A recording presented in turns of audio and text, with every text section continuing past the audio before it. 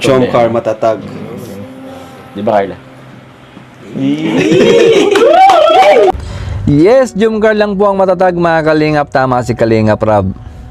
At usapang matatag tayo mga kalingap, Jomcar, subok na po natin yan. Sa dami ng pinagdaanan ng dalawang to, grabe. Hindi ko na mabilang. May mga times na si Bibi Carla umiiyak lang mag-isa, nagkukulong sa kwarto para iiyak yung sakit na nararamdaman niya gawa ng mga bullying sa kanya dati. Grabe, para sa pangarap tiniis niya lahat at nalampasan niya. Si Papa Joms naman, ito yung taong madalas natin makitang masaya, pero di po natin alam na nasasaktan din po yan. At lingid po sa ating kaalaman na dati meron siya mga natatanggap na message na pambaba sa kanya. Pero iniiyak niya lang po yan mga kalingap.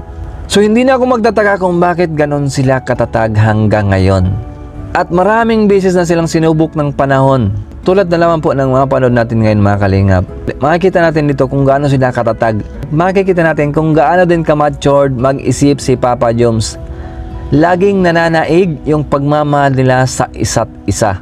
Let's go, panoorin po natin. Bilang magkarelasyon, pinaka matinding pagsubok. Siguro si Carla muna. Ikaw, Carla? Yan po siguro kuya na yung nagkaroon ng division yung sponsor namin ng mga supporters. Tapos hindi na po namin alam kung saan kami lulugar. Mahirap din talaga bro that time eh. Kumbaga sinubok din talaga bro that time. Kasi Birthday mo. birthday ko, birthday niya man din bro. Alam mo yung tipong sa ring opinion ang nababasa namin. May mga problem din kaming hinaharap. Mayroon din mga times na muntika na din maghiwalay, cool off, mga ganun bro. Mga times pa siguro na parang kayo mismo nahiwalay na. Hiwalay din bro. Kasi Kasi siya, supporters mo, parang iba na rin supporters niya. parang yun nga bro nangyari. Meron ganun. Barrier sa mga ano po. Pero yun naman ay inano naman na namin bro na as much as possible kung pwedeng labas yung supporter sa relationship namin. Yung tipong para bro. Kasi at the end of the day bro, kami lang din naman nagkakasama. Parang gano'n.